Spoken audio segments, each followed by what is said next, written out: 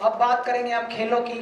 जो खेल हरियाणा की संस्कृति और हरियाणा क्षेत्र को एक विश्व स्तर पर एक अलग पहचान दिलाता है।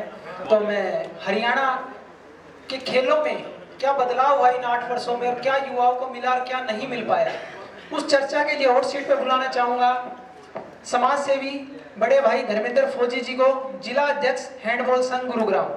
वो कृपया आए। जोरदार तालियां हो जाए। जोरदार तालियों का स्वागत है।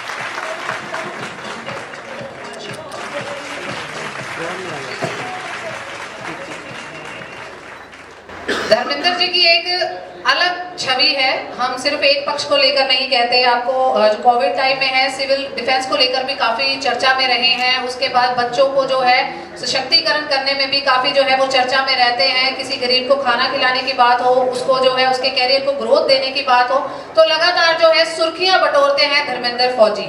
वैसे इनका नाम है धर्मेंद्र गुज्जर, बट फौजी जो है एक अलग पहचान रखते हैं, जो कि अभी आप अगर देखें तो अभी भी पता लग सकता है आपको कि हाँ ये फौज से ही है, क्योंकि एक जो छवि होती है वो एकदम बिल्कुल अलग होती है। तो धर्मेंद्र जी, अभी आप जो है खेलों में काफी जो है आपका सक्रियता है, तो अभी आपको क्या लग रहा है कि हरियाणा में खेलों की अगर बात की जाए, बोला ही जाता है कि ये खेलों का देश है, खेलों का देश है भाई, यहाँ पर जो हरियाणा है वो मेन माना जाता है कुश्ती, कबड्डी, इन सब चीजों के लिए। तो आपको क्या लगता है विकास हो रहा है इधर भी या फिर निचला स्तर पे जा रहा है अभी? नमस्कार मनप्रीत जी, सबसे पहले तो वायरल चैनल का धन्यवाद जो आपने इस तरह का प्लेटफॉर्म देने का कृपा की है। जैसा कि आपने बताया कि हरियाणा प्रदेश, जहाँ पे पूरे भारतवर्ष में 2% आबादी होती है, और मेडल की बात करें तो 25% जो मेडल होते हैं वो हरियाणा प्रदेश से आते हैं। जी जी। और लगातार ये आज नहीं, ये पहले से भी चला आ रहा है कि हरियाणा प्रदेश ने हमेशा खिलाड़ी अच्छे दिए हैं। लेकिन आज बात चल रही है एजेंडा गुड़गांव जी। तो मैं सिर्फ गुड़गांव की बात करूंगा, क्योंकि हरियाणा की बात रखने के लिए बहुत लोग हैं। मैं अपने गुड़गांव की बात रखूंगा। गुड़गांव 70% रेवेन्यू देता है हरियाणा सरकार को, लेकिन अगर खेल के क्षेत्र की बात करें तो आज सिर्फ लगभग हमारी 25 से 30 लाख की जनसंख्या, बाहर के लोग भी यहाँ पे हैं, उन पे सिर्फ गुड़गांव के अंदर सिर्फ 22 कोच हैं।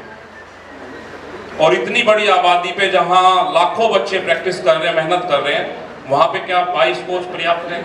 जी। तो ये बहुत सोचने वाला विषय है कि गुड़गांव के साथ ये भेदभाव क्यों हो रहा है। तो आपको क्या लगता है कि कितना मीन्स है जो अगर हम अकेडमीज की बात करें, कुछ लोग, कुछ बच्चों की अगर हम बात करें तो बहुत सारे बच्चे जो हरियाणा में है या गुरुग्राम की बात करें, वो करना बहुत कुछ चाहते हैं, बट उनके पास संसाधन नहीं है कि वो कुछ कर पाए या अपनी फीस पे कर पाए। क्योंकि अगर आज फीस की बात की जाए तो खेलों के क्षेत्र में भी ऐसा हो गया है कि मिनिमम आपको 5,000 महीने की फीस भी जो है वो जाती है अगर आप कुछ बहुत ही अच्छा सीखना चाहते हैं। तो इस पर क्या कहेंगे कि आजकल जो है वो पहले हम गुरु की बात करें, गुरु जो है वो दीक्षा देता है, आजकल गुरु दीक्षा देता नहीं, मतलब वो पहले ही एडवांस में ही चलता है सब कुछ। उस पर क्या कहना चाहेंगे? बिल्कुल ये सच्चाई है। गुरुग्राम के अंदर 2 बड़े स्टेडियम है, ताऊ देवीलाल स्टेडियम और नेहरू स्टेडियम। इसके अलावा हमारे पास में 4 लगभग राजीव गांधी खेल परिसर है जो महू लोकरी के अंदर है, दौलताबाद गांव में है, कोटा के पास है। जी जी। लेकिन आप ये देखें कि ना तो उनमें कोच है, ना कोई मूलभूत सुविधाएं हैं। अगर मैं बात करूं देवीलाल स्टेडियम की, तो वहां पे सरकारी कोच तो सिर्फ 2 हैं, 2 या 3 कोच होंगे एथलेटिक्स के, वहां इतना बड़ा ग्राउंड है। और वहां पे जो प्राइवेट कोचेज हैं उनकी भरमार है, लगभग 40 कोचेज वहां प्रैक्टिस कराते हैं लोगों को। 40 से ज्यादा कोच हैं, वो अपने अपने अलग टाइम में। अलावा इसके कि वहां की जो प्रशासन है वो इस तरह से बिहेव करता है, जो उन बच्चे गरीब बच्चे हैं जो पेमेंट नहीं कर पाते कोचों की, उनको सौतेले व्यवहार उनके साथ, उनको अंदर जाने की अनुमति नहीं मिलती ट्रैक पे। तो ये गुड़गांव के लिए एक बहुत सोचने वाला विषय है। पूरे हरियाणा प्रदेश को 11 नर्सरियां, खेल नर्सरियों की बात कर रहा हूं मैं, 11 नर्सरियां मिली है, 1100 पूरे हरियाणा प्रदेश को। और उसमें सिर्फ हरियाणा की जो भागीदारी, गुड़गांव की भागीदारी की बात करूं मैं, तो 11 नर्सरी पहले थी हमारे पास। 1100 में से 11 नर्सरी पहले थी और 7 नर्सरी अब अलॉट हुई है, तो टोटल 18 नर्सरी। पूरे 1100 में से हमारी हिस्सेदारी कितनी है? सिर्फ 18। और उसमें भी सारी वर्किंग है, मतलब वर्किंग की बात करें तो सरकार पता नहीं क्या सोच के काम कर रही है कि 60% तो प्राइवेट स्कूलों को दिए हैं। जी जी। प्राइवेट संस्थानों को दी है, चाहे वो प्राइवेट एकेडमी है, चाहे प्राइवेट स्कूल है।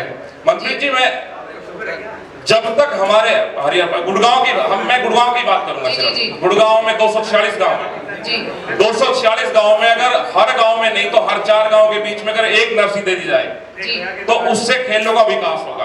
और अभी डॉक्टर साहब बात कर रहे थे चंद्रशेखर जी स्वास्थ्य की, अगर बच्चा 40% खेले, चाहे वो किसी तरह का खेल हो, सिर्फ वो दौड़ के आए, वॉक करके आए, और 60% पढ़ाई कर ले तो 100% रिजल्ट हासिल होगा।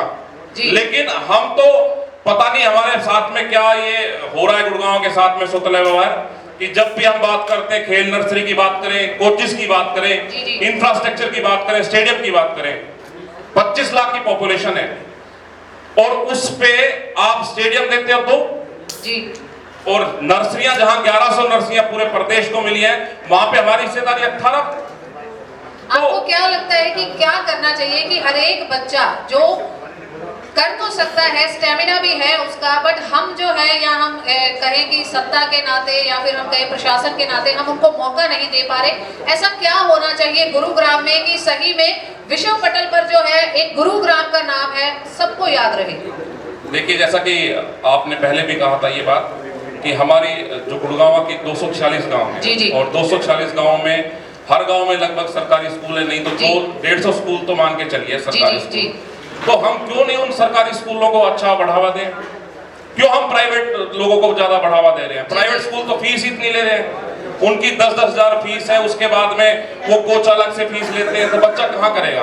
और उनके ऊपर जो प्राइवेट स्कूल है वो इतना बोझ डाल देते हैं कि वो खेल के क्षेत्र में आगे बढ़ ही नहीं पाते। तो मेरा मानना ये है कि जितने गाँव के सरकारी स्कूल हैं, सरकारी स्कूलों में बढ़ावा दीजिए, उनको नर्सरी दीजिए, उनको अच्छे कोचेस दीजिए, वहां पे आप ड्रेस फ्री दे रहे हैं, आप किताबें फ्री दे रहे हैं, आप शिक्षा फ्री दे रहे हैं, लेकिन उनका स्टैंडर्ड तो नहीं है। उस स्टैंडर्ड को बढ़ाने की जरूरत है, क्योंकि जो हमारी बेसिक रूट्स हैं वो गांव से आती हैं और हमारे जो गुड़गांव क्षेत्र है उसके अंदर जो बच्चे हैं, बच्चे बहुत पावरफुल हैं और कहीं तक हम पैसे के उसमें भी नहीं रुकते हम। लेकिन बस अगर हमारा इंफ्रास्ट्रक्चर सही नहीं है, हमारी मूलभूत सुविधाएं सही नहीं है, तो हम कहीं ना कहीं पीछे रह जाते हैं इस मामले में। खेलों को राजनीति प्रभावित करती है? बिल्कुल अभी प्रभावित कर रही है। जैसे कि आप हरियाणा के शिक्षा खेल मंत्री हैं, उनके ऊपर भी देख लीजिए राजनीति प्रभावित ही कर रही है। और अभी जो है फोगाट फैमिली का अगर देखा जाए तो मतलब काफी चर्चाओं में रहा है कि उन्होंने धरना प्रदर्शन किया है कि उनके साथ गलत तरीके का व्यवहार किया जा रहा है। बिल्कुल ये बातें सामने आई थी, आपने देखा भी जंतर मंतर पे धरना हुए। लेकिन इसमें कुछ राजनीति भी है, आपको भी पता है। बिना राजनीति के जब एक परिवार किसी चीज पे हावी होने लगता है तो वो अपने सब चीजों को अपने अंदर करना चाहता है, और जब उसको लगता है कि अब मेरी दाल नहीं गल रही तो फिर वो अलग अलग प्रपंच अपनाता है, तो उसका हिस्सा हो सकता है चीजें। तो लेकिन मेरा जो मानना है, जैसे कि मैं गुड़गांव की बात कर रहा हूँ, तो गुड़गांव में ना तो प्रशासन इस तरफ ध्यान दे रहा है, क्योंकि अगर हम भी अपने बच्चे की बात करें तो हम सिर्फ पढ़ाई पढ़ाई पढ़ाई पढ़ाई के अलावा कुछ सोचते नहीं है। आप देखिए प्राइवेट सेक्टर के अंदर कितने कोचिंग सेंटर गुड़गांव में खुले हैं। सेक्टर 14, रेलवे रोड, आप कोचिंग सेंटर का भंडार है। क्या खेलों की नर्सरियां नहीं हो सकती? खेलों की एकेडमी नहीं हो सकती? और क्या ये एकेडमी फ्री नहीं चल सकती? अगर हमारे पास पैसा है, हमारे प्रशासन पे सारी चीजें हैं, जब हम पूरे हरियाणा को चला रहे, 70% रेवेन्यू केला गुड़गांव हरियाणा प्रदेश को दे रहा है, तो क्या हरियाणा प्रदेश क्या फर्ज नहीं बनता कि गुड़गांव को कुछ दे? हैंडबॉल एसोसिएशन को आप कैसे मैनेज कर रहे हैं, क्योंकि वहां पर भी बहुत बच्चे आते होंगे जो गरीब घर से होंगे, वो पे नहीं कर पा रहे होंगे, किस तरीके से अध्यक्ष होने के नाते आप कैसे उस चीज को मैनेज कर रहे हैं अभी? मंत्री जी, बहुत टूटना पड़ता है इसके लिए, क्योंकि जैसा मैंने बताया सरकार की तरफ से कोई मूलभूत सुविधाएं नहीं। मैं पिछले 2 साल से मेहनत कर रहा हूँ कि हर गांव में नर्सरी हो, चाहे वो कबड्डी की हो, चाहे बॉक्सिंग की हो, चाहे हैंडबॉल की। मैंने भी बहुत से स्कूलों में हैंडबॉल की नर्सरियां मांगी थी, लेकिन सरकार चंडीगढ़ भेज देती है। बोला चंडीगढ़ से, क्योंकि चंडीगढ़ के अंदर जो बैठे हुए लोग हैं वो चाहते नहीं गुड़गांव का विकास हो। गुड़गांव सिर्फ एक ऐसी मशीन बना रखी है कि सिर्फ इसको चूसते रहो, इससे निकाले जाए, इसमें डालो मत। और मैं बता रहा हूँ, जैसा कि अभी डॉक्टर साहब पूछ रहे थे, आने वाला जो टाइम है ना, गुड़गांव का इस लेवल पे स्तर गिर जाएगा खेलों में और स्वास्थ्य के मामले में, क्योंकि हम दे रहे हैं, एक कमाई का मशीन बने हुए हैं सरकार के लिए भी, प्रशासन के लिए भी, सिर्फ देते लेते जाओ हमारे से। लेकिन जब इस मशीनरी के अंदर कुछ नहीं जाएगा, हमारे बच्चों के लिए, हमारे बच्चों का विकास नहीं होगा, शारीरिक विकास, तो हमारे बच्चे एक तरह से नीचे डाउन जाएंगे और वो टाइम आ जाएगा कि हम फिर उसको संभालने की कोशिश करेंगे, वो हमारे संभाले में नहीं आएगा। आप सभी से भी जानना चाहेंगे, फौजी साहब से कोई खेलों से रिलेटेड कुछ प्रश्न पूछना चाहता है कि आज जो राजनीति चल रही है क्या वो सही है? नमस्कार फौजी साहब। नमस्कार भाई। क्योंकि ये थोड़ा सा गुड़गांव एजेंडा से हटके है चीज, तो मैं सिर्फ जागरूकता के लिए आपसे एक चीज पूछना चाहूँगा, क्योंकि आप इस कंटेक्स्ट में बहुत अच्छे से लगे हैं और अच्छे से चीज को जानते हैं। अगर हम हरियाणा स्पेसिफिक बात करें और हम दुनिया के खेलों की बात करते हैं, ओलंपिक्स भी करते हैं, तो आपका अपने नजरिए से क्या देखना समझना है? क्या हमारे यहाँ फैसिलिटीज की कमी है, बच्चों की क्षमताओं की कमी है, रुचि की कमी है, या सरकार की कमी जो हम ओलंपिक्स में आगे बढ़ नहीं पा रहे? अच्छा सवाल है मक्कड़ साहब। कहीं पे जहां पे दाने हैं ना, वहां पे तो चोंच नहीं है, और जहां चोंच है वहां दाने नहीं है। जहां पे इंफ्रास्ट्रक्चर बनाया हुआ है वहां पे बच्चे नहीं पहुंच पाते।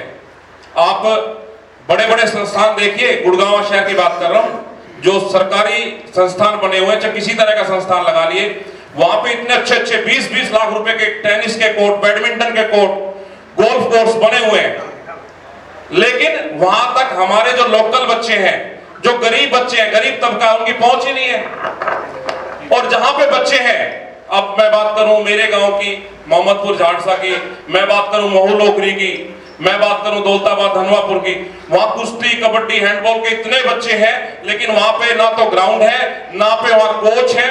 अगर वो कहीं से मैनेज कर लें, ग्राउंड अपने पैसे से कहीं तैयार करा लें, कहीं जमीनें पड़ी हुई हैं, लोगों ने ऐसे ही बना रखे ग्राउंड, अगर वो बना भी लें तो उनके पास वो सुविधाएं नहीं है जो नेशनल लेवल पे, इंटरनेशनल लेवल पे उनको पहुंचा सके। क्योंकि डाइट बहुत महत्वपूर्ण अंग है खेल में। अगर एक खिलाड़ी को सही कोच मिल जाए और सही डाइट मिल जाए तो उसको रोकने वाला कोई नहीं है। लेकिन यहाँ पे समस्या है, जो गरीब बच्चा है उसके पास डाइट की समस्या आएगी। तो सरकार को चाहिए कि उन बच्चों को सिलेक्ट करे। अपना जो आप एग्जाम के लिए तो जगह जगह सेंटर बना के एग्जाम लेते हैं, स्कूल में कहीं एडमिशन कराने जाते हो तो टेस्ट होते हैं, भाई ये बच्चे अच्छे 1000 बच्चे आएंगे उसमें से हम सिलेक्ट करेंगे। खेलों में क्यों नहीं करते आप ऐसा? सरकार का ये फर्ज बनता है, जितना हमारा खेल विभाग है डीसी साहब के अंडर आता है, मैं तो उनसे भी आग्रह कर चुका हूं कई बार, गुड़गांव के अंदर टैलेंट को सिलेक्ट करिए।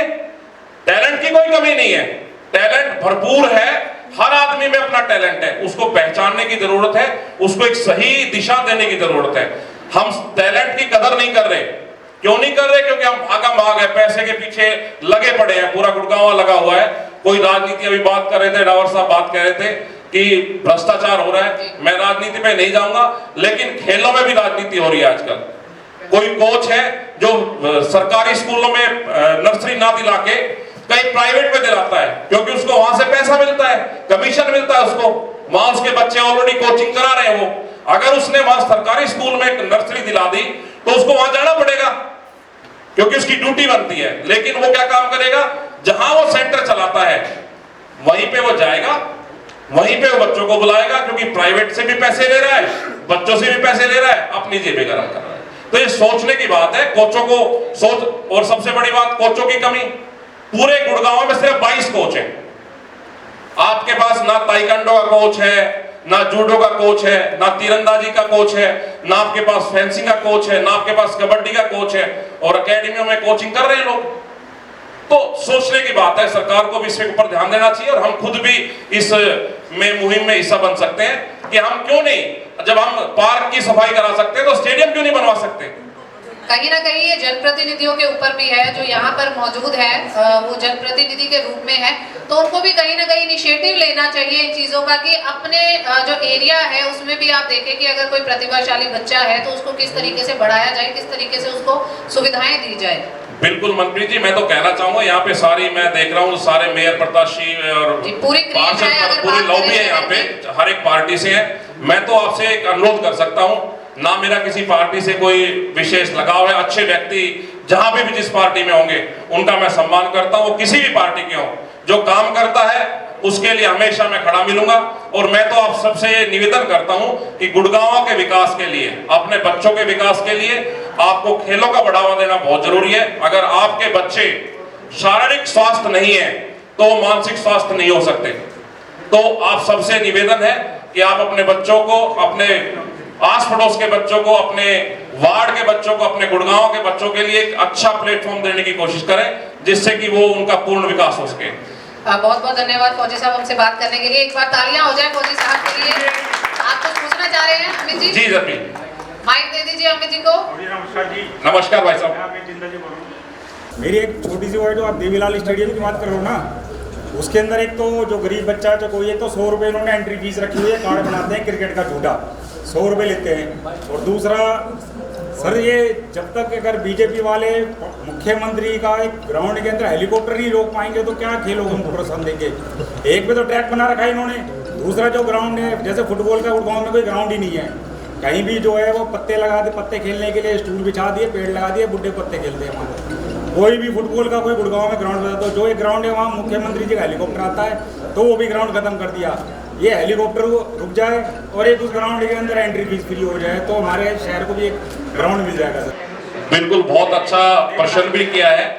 मैं तो जितने भी अधिकारी यहाँ भाजपा सरकार के बैठे हैं उनसे भी मैं निवेदन करूंगा कि ये सरकार और मेरी इस आपके चैनल के माध्यम से ये माननीय डीसी साहब और हरियाणा सरकार से निवेदन है, हमारे पास ले दे के एक तो सरकारी ग्राउंड है देवीलाल स्टेडियम के अंदर, एक ही है, और सही कह रहे हैं बिल्कुल, वहां पे हेलीकॉप्टर हर तीसरे दिन, जैसा कि मैंने बताया ना, गुड़गांव सिर्फ ले जाने का सामान है तो कोई ना कोई मंत्री यहाँ पे बैठा रहता है वो इकट्ठा करने के लिए, और मुझे नहीं पता क्यों है, कैसे है, तो भाई वो होना चाहिए। उसमें हेलीकॉप्टर की लैंडिंग कहीं और बहुत जगह पड़ी है, जमीनों की कमी थोड़ी है, जमीन बहुत है गुड़गांव के अंदर, वहां पे उसको कर सकते हैं। और एंट्री फीस की बात करें तो भाई अगर कोई ऐसा बच्चा हो जो सिर्फ अगर 100-200 रुपए की वजह से रह रहा हो तो उसके लिए हैंडबॉल संघ गुड़गांव बिल्कुल तैयार है, चाहे ऐसे 100 बच्चे हो, 200 बच्चे हो, उनके पास बनाने की जिम्मेदारी मेरी रहेगी। बहुत बहुत धन्यवाद फौजी साहब हमारे साथ बात करने के लिए। जी बिल्कुल, और क्योंकि ताकत बैठी हुई है पूरे गुड़गांव की, मैं देख रहा हूँ बड़े चर्चित चेहरे बैठे हुए मेरे सामने, उनके लिए मैं 2-4 लाइनें जरूर कहूंगा। जरूर सर। कर्म तुम्हारा कल होगा, और कर्म अगर सच्चाई है तो कर्म कहाँ निष्फल होगा, हर संकट का हल होगा, राज नहीं तो कल होगा। तो मेरे साथियों, आप लोग सिर्फ अपना कर्म करते रहिए, पूर्ण विश्वास है मुझे कि आप गुड़गांव की तरक्की में अपना अहम योगदान रखेंगे। इन्हीं शब्दों के साथ जय हिंद, जय भारत, धन्यवाद। प्रवीण जी, एक बार अनुरोध करूंगी आपसे।